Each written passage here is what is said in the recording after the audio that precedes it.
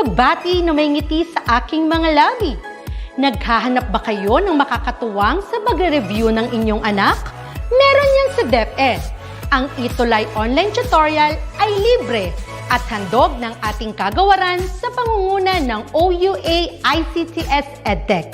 Ito ay isang proyektong makatutulong sa mga mag-aaral, katuwang ang mga magulang o kasama sa kani-kanilang tahanan para masagutan at maunawaan ang mga modules. Hangad din ng programang ETUlay ang matulungan ang ating mga guro sa kanilang mga blended learning classes. Ang ating ETUlay ay mula kinder hanggang senior high school. Bukod sa academics, meron din tayong mga special programs gaya ng All is Wellness, Reading and Math Remediation, Storytelling, Mommy Tech Talks, Classes sa Gramatika, Speech Class, Financial Literacy, at marami pang iba. Pinalawig din ng ETUlay ang ating Alive program para sa mga mag-aaral mula grade 1 hanggang grade 3. Gayun din ay mayroon tayong ALS program at SPED tutorials na makasisigurong makakamit ng lahat ang inclusive education. May SPED hotline na rin para sa inyong mga katanungan patungkol sa special education. Kaya, subaybayan mula Lunes hanggang Biyernes, mula 9:00 ng umaga hanggang 7:00 ng gabi ang ating ETUlay. Sa ating pagtutulungan, maiaangat natin ang bawat isa. Ating itutulay ang pagkatuto upang di mapigil ang pag-aaral ng kabataang Pilipino. Itulay natin ito, sulong edukalidad.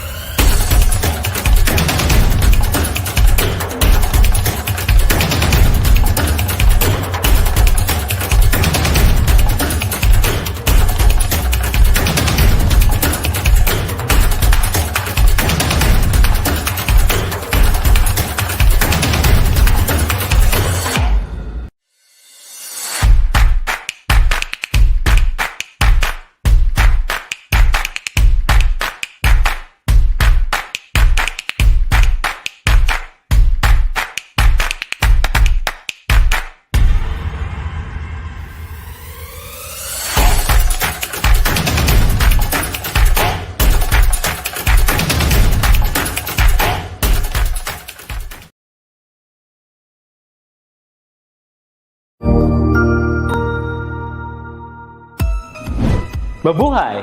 Good day to all! I am your tutor Madge. Welcome to ETUlay, a free online tutorial, an initiative of the Department of Education, Information and Communications Technology Service, Educational Technology Unit, ICTS EdTech. This program is aimed at helping and assisting learners from kindergarten, senior high school, ALS, Alive, and SPED learners. Aside from answering the modules, the ETUlay is offering programs which you will surely look forward to. Together with our parents and teachers, the ETUlay will bridge the gaps where difficulty and ease meet in learning new knowledge and skills. So, let us prepare our modules, pen and paper. Ready your mind to see and hear worthwhile and interesting lessons. Let us now study and learn, together with our volunteer online tutors. Tara na!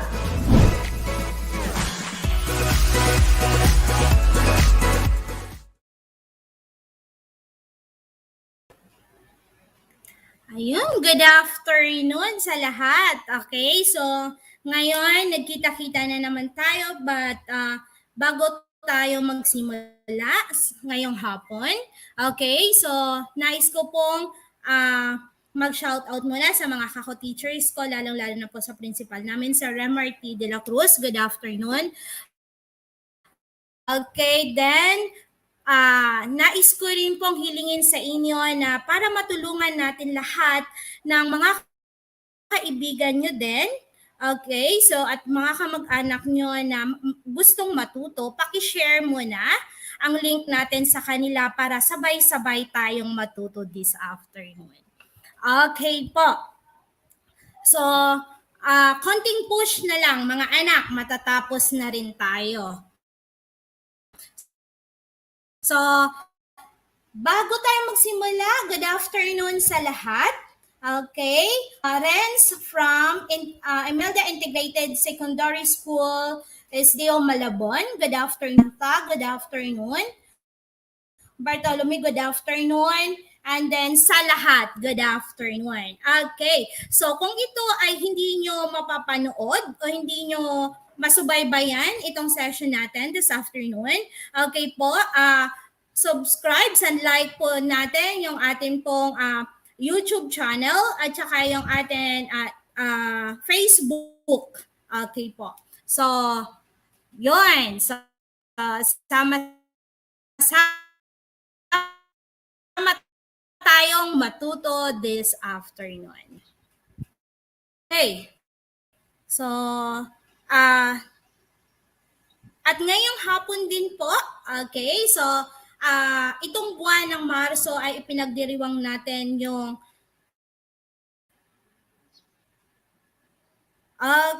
Women's Month celebration. So, congratulations and sa lahat ng mga mommy. So, yon, and then, okay, tungo sa ating kaunlaran. Mga kababaihan, isa po ako. Okay po. Congratulations sa atin sa celebration natin itong buong Marso po. Okay, so now our topic for this afternoon. Okay, so bago ko simulan yung topic natin, ulit, ako si Tutor Jolie kasama ni Tutor Roseanne at ito po ay masusubaybayan nyo ang session natin from 1:40 to 2:20 p.m. Okay. Ang topic natin for this afternoon, okay, so quarter 3 na tayo, week 3, illustrating triangle congruence. So, konting push na lang, matatapos na natin ang 2021-2022 at nandito kami, patuloy namin na tutulungan kayo para maitawid natin yung school year na ito. At nais ko rin magpapasalamat sa SOC Surgeon sa pagpapahiram ng module nila para ito ay magamit natin. Okay.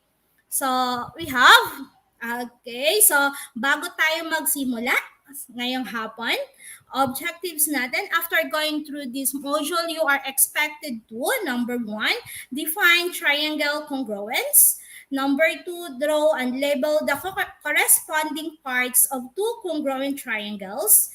And number 3, identify corresponding parts of two congruent triangles.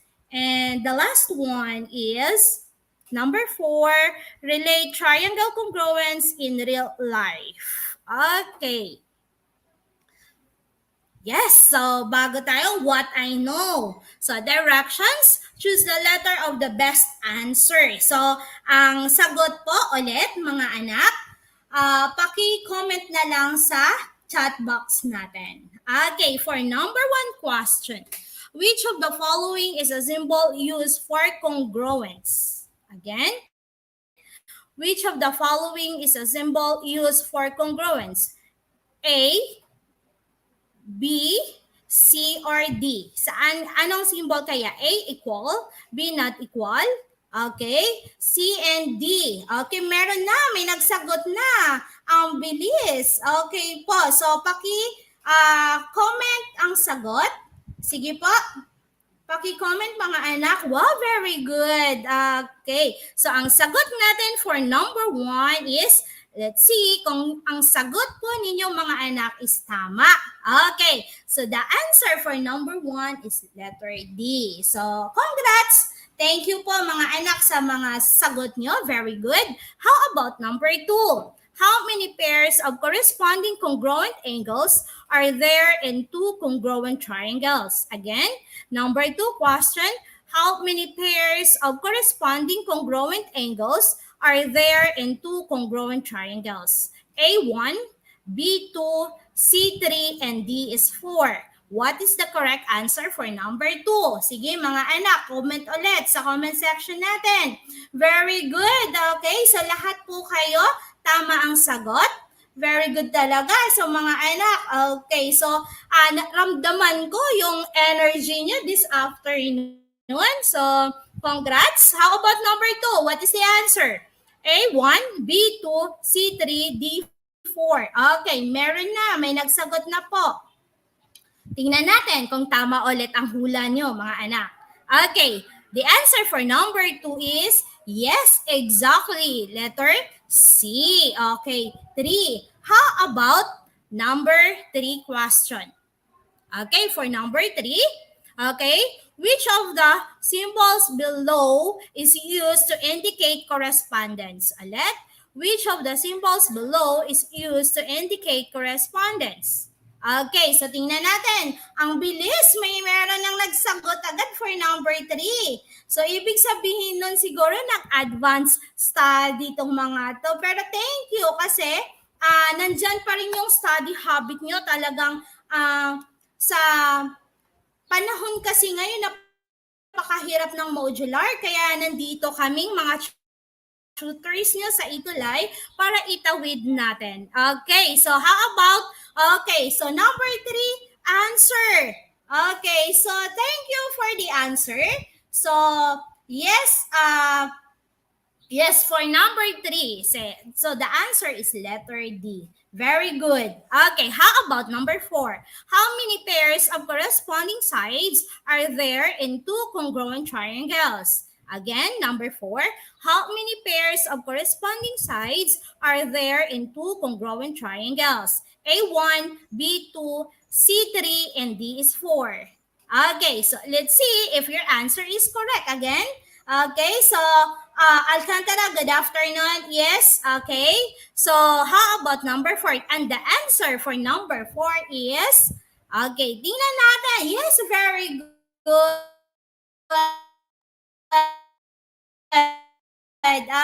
Okay.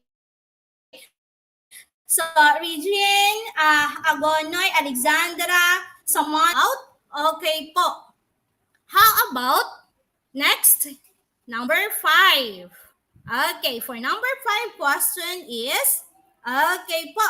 So, number 5, okay, which of the following statements best describe the corresponding parts of congruent triangle? Again, number 5 question, which of the following statements best describe the corresponding parts of congruent triangles? Alin kaya?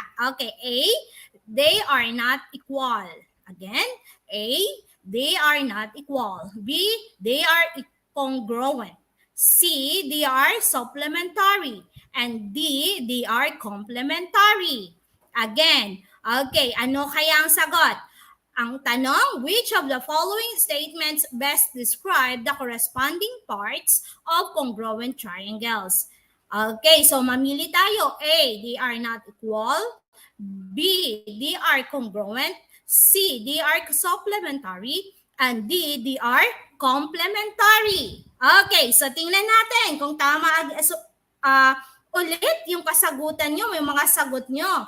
Okay, so yes, very good. Number 5, the answer is letter B. They are congruent. Titingnan natin kung tama ba talaga na they are congruent sa pinaka-topic natin. Okay. So another activity, identify the VAS or V stands for vertices, A stands for angles, and S stands for sides. Okay, directions. Identify the vertices, angles, and sides of each triangle. Okay, so i-identify natin. Ano po? Okay, i-identify natin yung vertices ng triangle natin, yung angles, at saka yung sides. At again, anak, okay, mga anak, ang name po ng triangle natin, okay, is triangle ABC. Again, yung name natin is triangle ABC. Now, we are going to identify the vertices of our triangle. Ano kaya yung vertices natin? Tingnan natin nga kung ano yung mga... Okay, so we have... Okay, yung vertices natin is A, B, and C.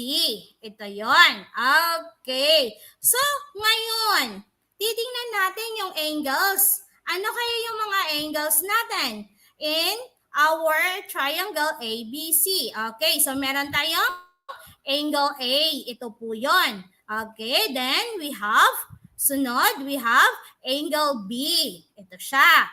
And the last one is angle C.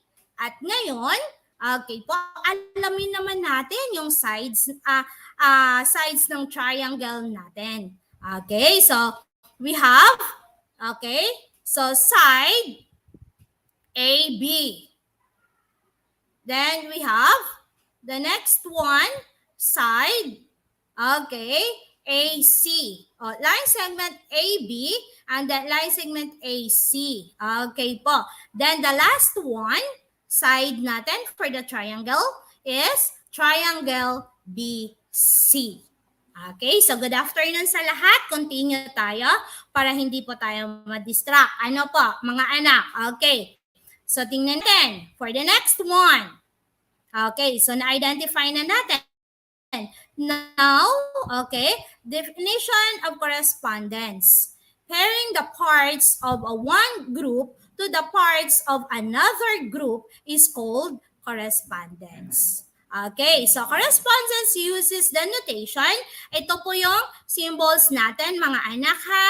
Okay, so huwag kalimutan at tandaan po habang, okay, so habang yung discussion natin ay patuloy, ito po yung makikita nyo na symbols for our correspondence. Okay? So, ang first triangle natin, yung name niya is triangle knot. And then we have triangle JU po. Okay?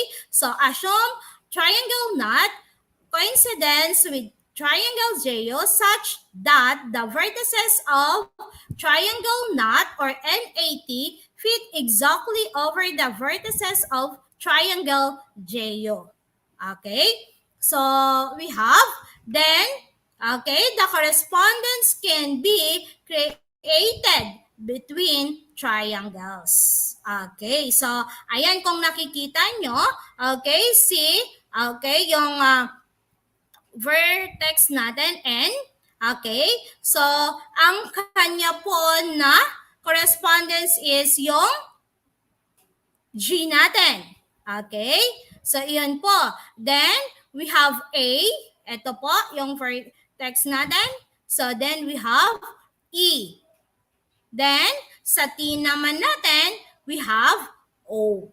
Okay? So, sunod, titingnan natin ha. Okay po. Okay, mga anak, next. Okay, note. In naming congruent triangles, the order of the letters representing the vertices of one triangle shall be written in the same order as their corresponding vertices in the other triangle. Okay? Tandaan mga anak, uulitin ko, in naming congruent triangles, the order of the letters representing the vertices of one triangle shall be written in the same order as their corresponding vertices in the other triangle. Okay. So we have the next one. Okay, so we have the illustration. Okay, same triangle ulit tayo. We have triangle knot or NAT and triangle JO or GEO. Okay, in this correspondence, there are three pairs of corresponding vertices, angles, and sides. Okay, kung nakikita nyo, okay, yung corresponding vertices, okay, sabi ko nga, yung N, ang correspondence vertex niya is G. Ito po. Ang A is E. Ito. And then yung T, that is O. Same with the corresponding angles. Okay? So, yung angle N, okay po. So, ang correspondence angle niya, okay, that is angle G. And A is E. Then, yung angle T, that is angle O. Same with the corresponding sides. Okay? So, yung corresponding sides natin, okay? Line segment NA, ito po yon mga anak. Okay? So, yung corresponding sides niya is line segment GE. Okay po? Okay. So, then, okay, yung AT ay EO. And then, yung NT is GO. Okay? Since the vertices of triangle NAT or not fit exactly with the vertices of triangle JO, therefore, triangle NAT and triangle JO are congruent. Okay? They are congruent. Okay? And the symbols, ito po yung symbols natin for the congruent. Yung may equal sign, then parang may nagwe-wave sa taas. Tandaan, that is the symbols of congruent. Okay, so next we have the next one. Okay, so definition of congruent triangles. Okay, so ano kaya yung congruent triangles natin? Alaman natin. So, two triangles are congruent if and only if the corresponding sides and the corresponding angles are congruent. So, ibig sabihin, kailangan same po ang sukat. Okay? Same po yung buka ng angle natin para masabi natin na yung dalawang triangle na yan, okay, the two corresponding sides and the two corresponding angles are congruent. Hindi po pwedeng, okay, hindi po pwedeng right triangle yung isang angle natin at ang isa naman is acute angle. Ang kilalabasan nun is they are not congruent triangle. Okay po. So, illustration. Okay. So, triangle NAT is congruent to triangle JO. Is read as triangle NAT. Ayan po. Okay.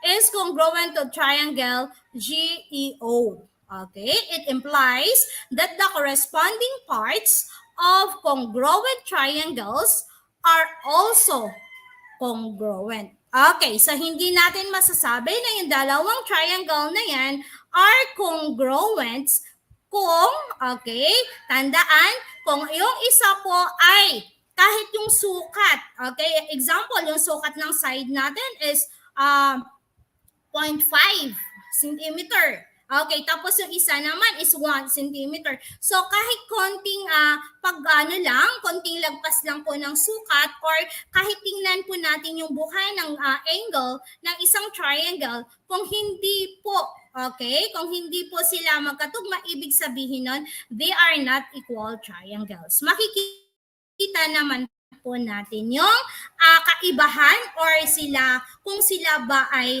magkatulad. Okay po mga anak.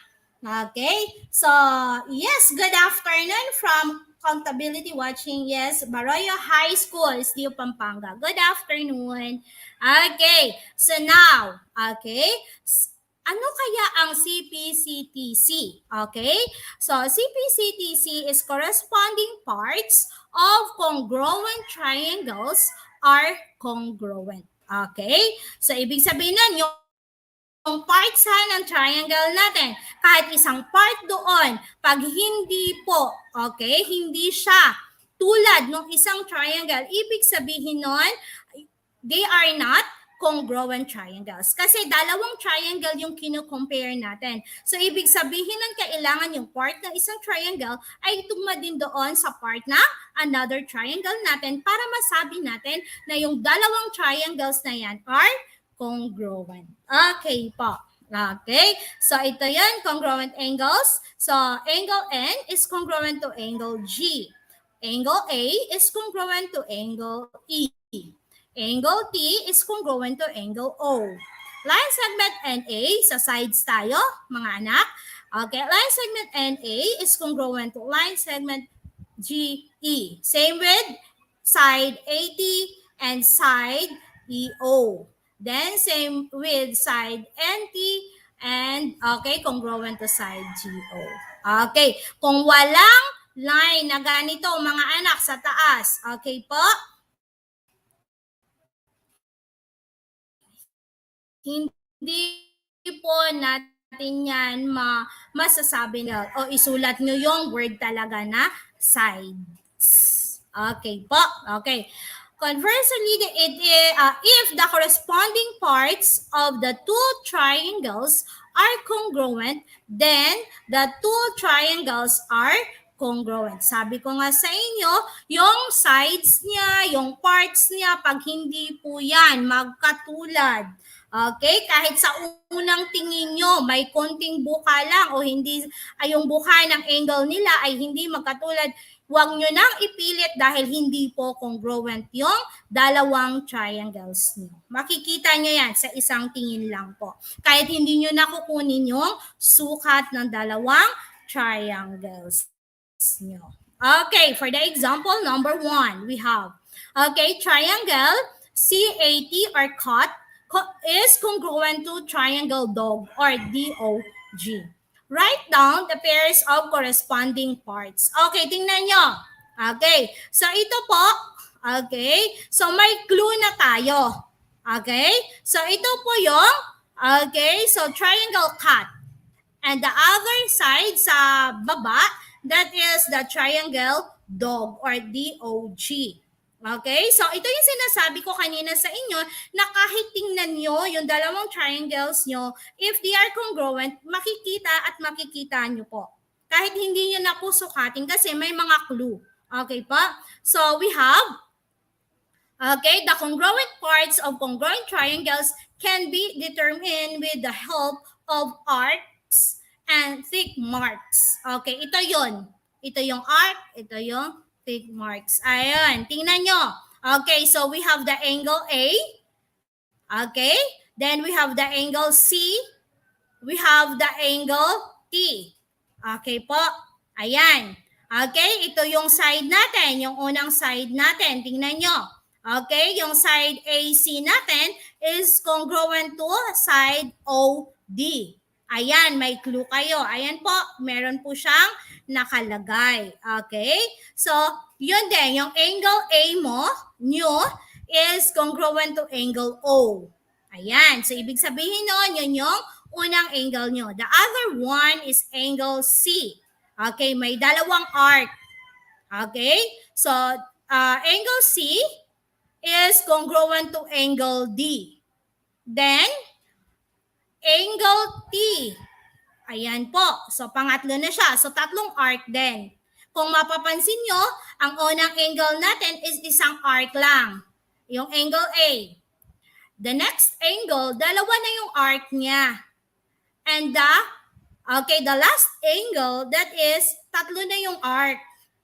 So, yun po yung mga clue na tandaan nyo. So, ibig sabihin nun, hindi po pwede na si angle A is ilalagay nyo yung angle A is congruent to angle D. Kasi may clue na kayo mga anak at sa tingin nyo, isang tingin nyo pa lang, makikita nyo na yan na yung angle A pala is congruent to angle O. Kahit sa buka po ng angle natin. So yung side, ayan po, yung side, yung unang side AC is congruent to side OD. Same with side AT is congruent to side OG. And the last one, side CT is congruent to side DG. Ayan po. Okay? So, hindi kayo malilito. Kasi merong clue. Okay, next. And then, so we have example number 2. Same lang din. Given that the two triangles below are congruent, list the pairs of congruent angles and congruent sides, and then name the congruent triangles. So, Ang name po ng triangle natin, okay, so triangle PSA is congruent to triangle NSO. Okay po. So, si triangle PSA is congruent to triangle NSO. Again, okay. So, may mga clue kayo. Mga anak ha. Okay po. Si angle A is congruent to angle O. Then, angle P is congruent to angle N. Then, angles tayo mga anak ha. Okay, so wag malito. Sa angles pa lang tayo. In-identify natin. Then, the last one, okay po.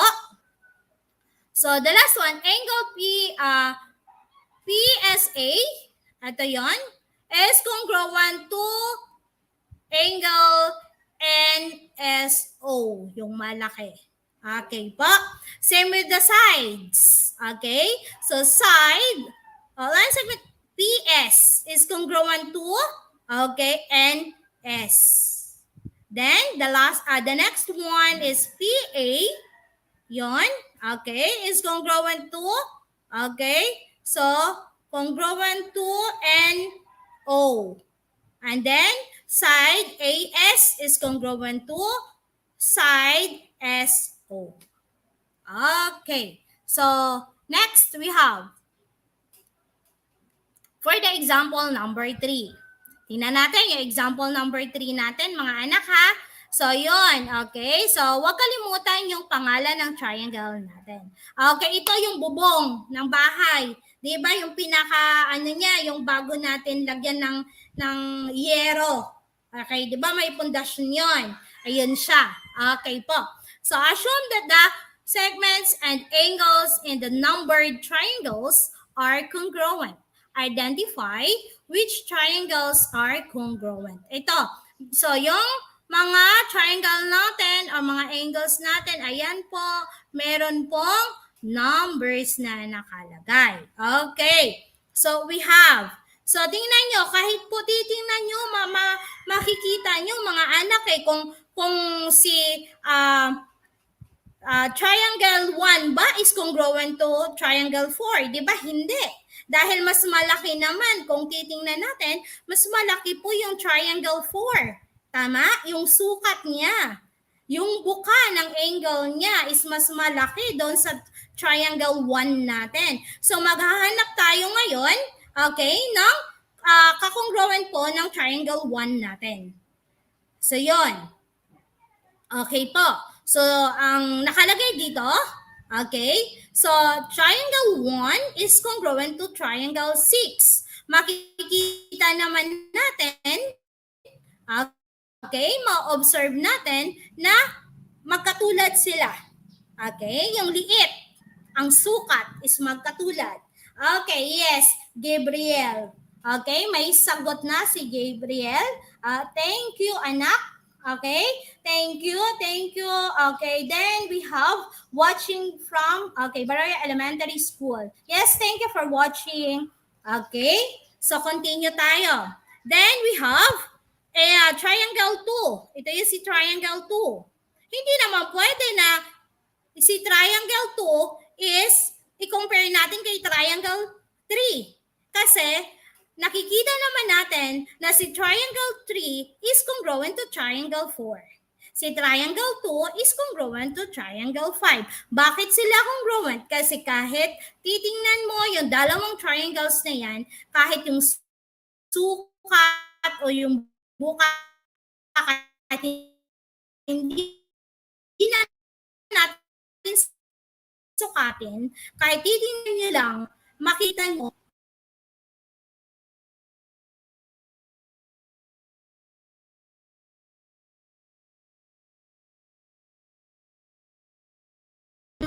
yes, opposite sides lang po sila, pero parehas. Yes, exactly, anak. Okay, then we have Santos watching. Okay, thank you, 7 accountability. Thank you for watching. And then we have Bernal. Thank you for watching. Okay, next we have, tingnan natin. Let's see kung talagang nasusundan nyo. So, we have the next one.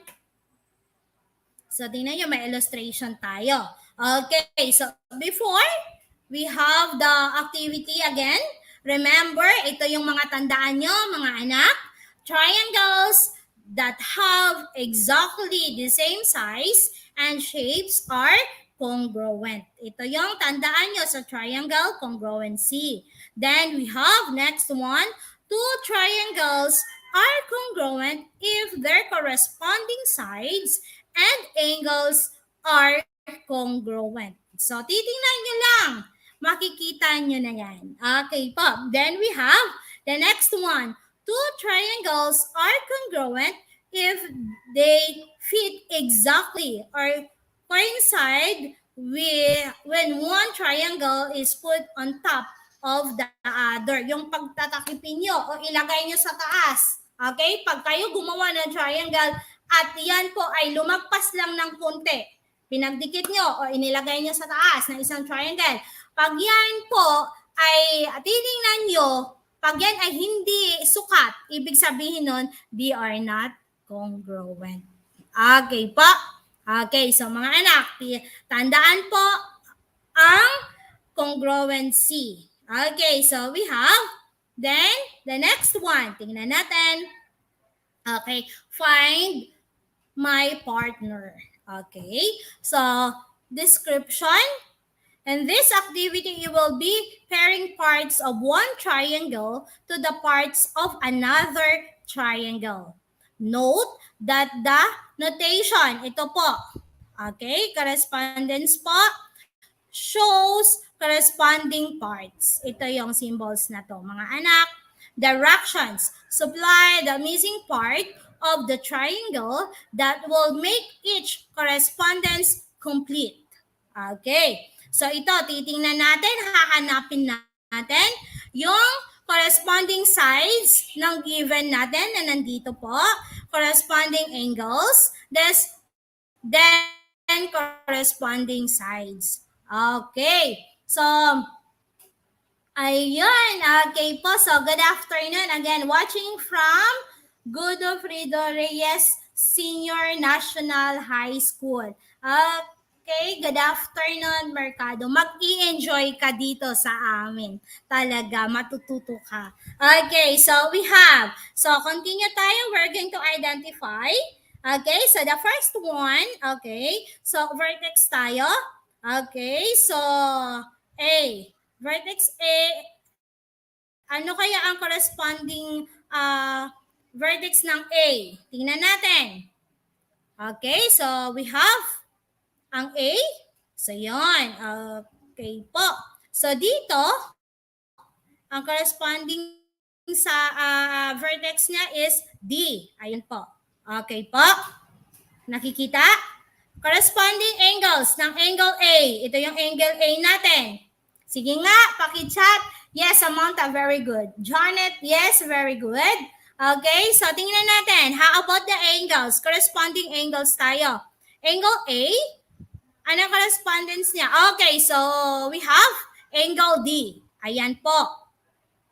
Next, corresponding sides. Lines and corresponding sides niya.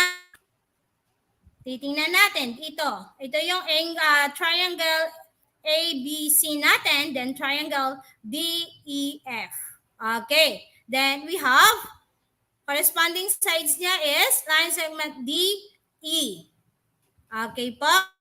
Next, we have identify natin. Next. Okay, the next one. Okay, yung vertex E. Ano yung correspondence niya? Okay, ito yon, 'di ba? Ano yung corresponding vertex niya doon sa isang triangle natin? So we have B. Ito siya, mga anak. Okay, then we have angles. Okay, so angle B. Ito yung angle B natin. Then, ang correspondence niya is angle. So we have angle E. Ito yon. Then, yung sides, okay, sides AC. Ito yon. Okay, line segment AC. Ano yung Correspondence niya, AC. So, ito yon, tama? Side AC. Then, okay, equal po dun siya sa side DF. Yung sukat niya. Okay? Then, the last one. Okay, identify natin. Yes, Lloyd. Thank you for the answer. Pero mga anak, pag hindi nyo po kaya yung symbols po, pwede yung word. Okay? Accepted po yung word. Pero kailangan meron siyang kasama kasi pag wala lang, okay, so magiging mali po yung sagot nyo. So kailangan meron tayong symbols kasi pag wala yon, masasayang yung sagot nyo kahit tama po yon. Okay, mga anak? Sana tandaan nyo yung mga sinasabi ko kasi sa school po, kahit tama po yung sagot nyo, pag mali po yung symbols na binigay nyo, ibig sabihin nun, mali pa din yung sagot nyo. Sayang lang yung effort nyo. Okay, for the next one, ay ito, si angle E. Okay? Ang correspondence niya is vertex pala tayo. E is C. Then, dito naman si angle C, angle F. Then, side BC is side EF. Ayan. Okay. So, yon. So, thank you for the correct answer, mga anak. Okay. So, thank you, Ana Bernal, Reyes, Joy, Jerzel. Thank you for the answer. Then, Caribbean, side AC corresponding side DF. Yes, exactly, anak. Very good for the answer. Janet. Yes, vertices. Okay, very good for the answer, Janet. And then, Jericel. Thank you, Gaza.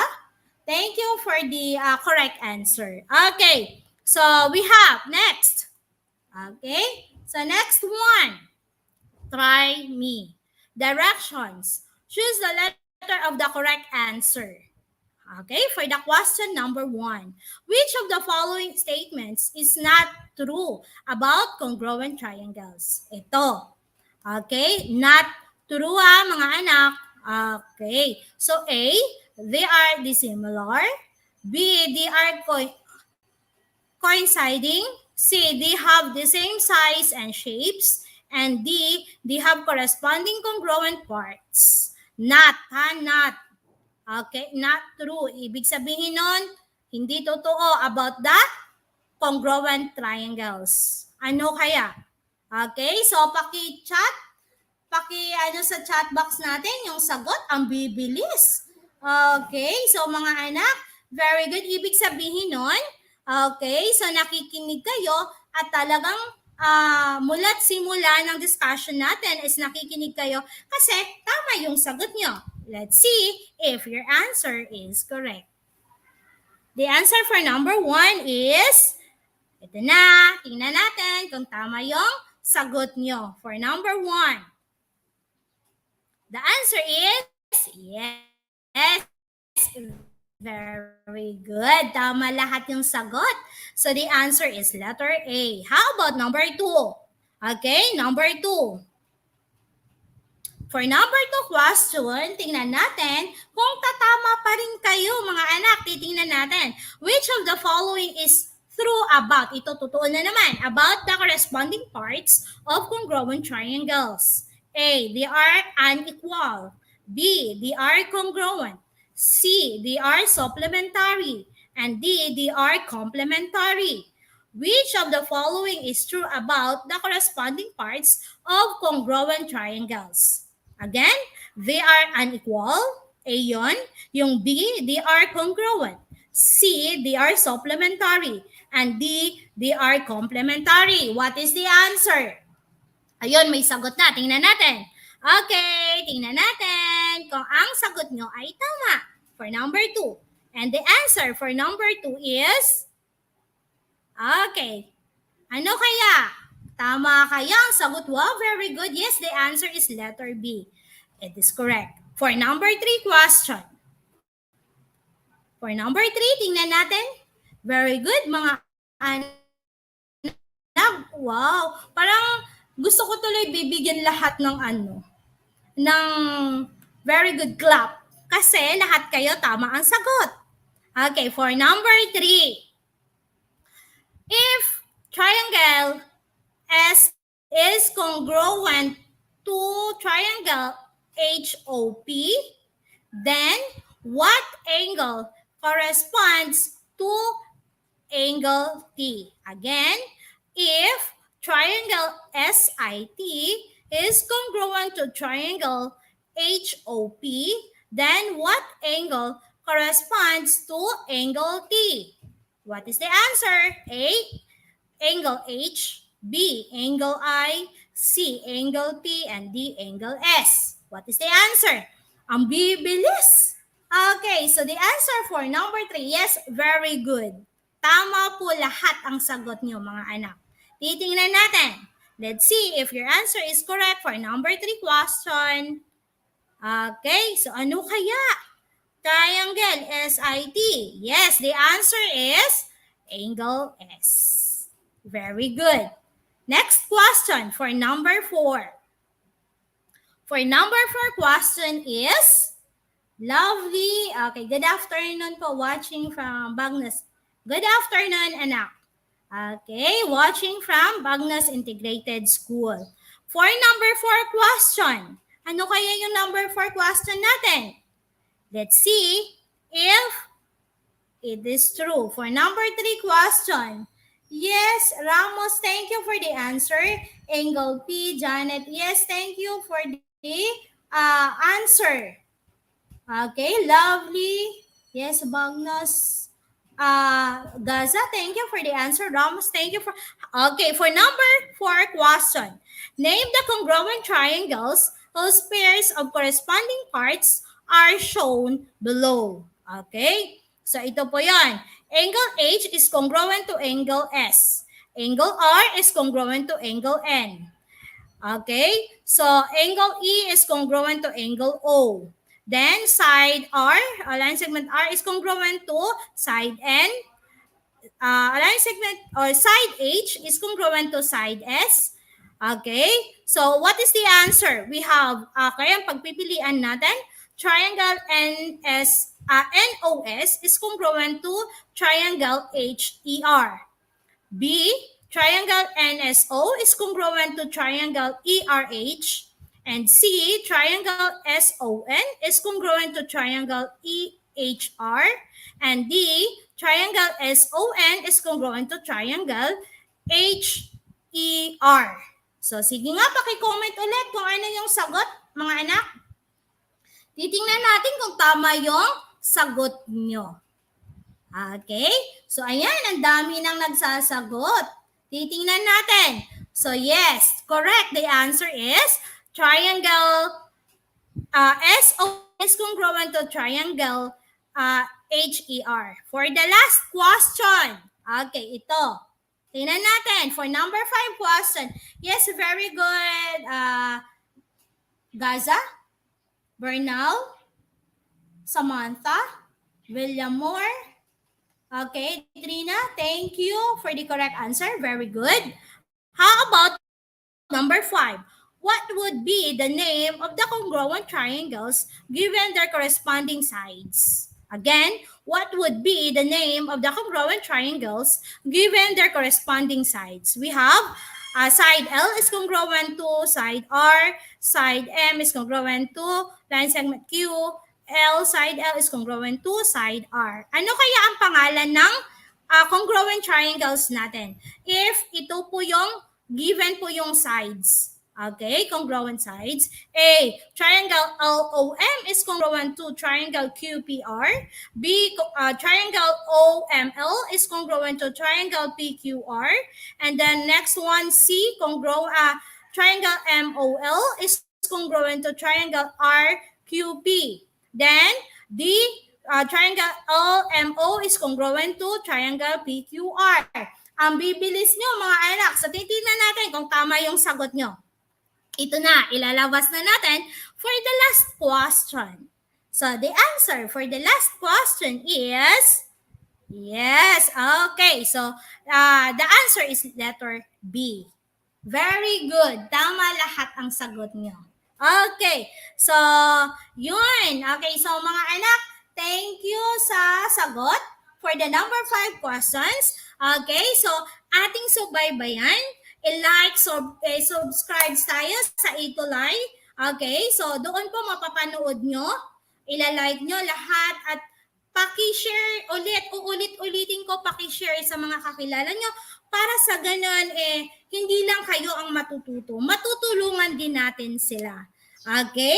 So, ayun, kami po yung mga tutors nyo.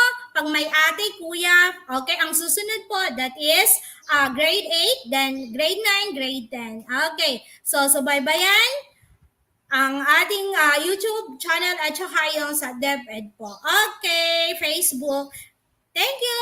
Bye-bye. Salamat mga learners. See you next Friday. That is 1:40 to 2:20 ng hapon. Bye-bye. Thank you mga anak. Thank you, thank you, thank you.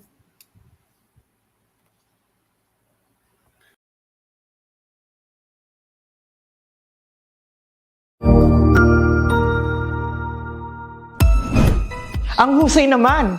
Natapos mo ang iyong tutorial session kasama ang iyong mahusay na ETUlay tutor. May bago ka bang natutuhan? I-share na yan gamit ang hashtag #ETUlayLevelUp. Huwag aalis ha dahil may susunod pang programa na pwede mo ring panoorin at salihan dahil naghihintay na ang iyong mga tutors. Happy learning dito sa ETUlay!